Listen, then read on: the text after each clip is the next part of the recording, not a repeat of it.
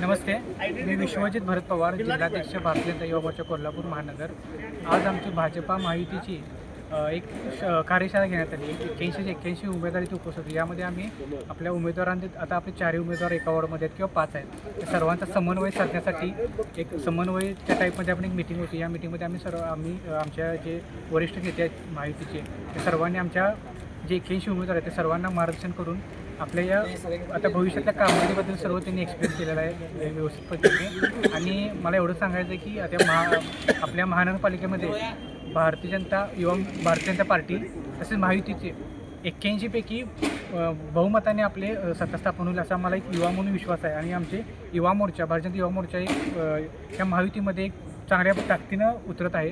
आणि यामध्ये आम्ही एक 2-3 नवीन प्रोग्राम घेत आहे. एक निसर्ग कट्टा असेल किंवा कॉपरेटिव, हे आम्ही भारतीय जनता युवा मोर्चातर्फे एक कार्यक्रम घेत आहे. आणि या निमित्त आम्ही सर्व कोल्हापूर शहरामध्ये एक चांगल्या प्रकारे एक वातावरण निर्मिती करण्याचा प्रयत्न करते भाजपा महायुतीचा.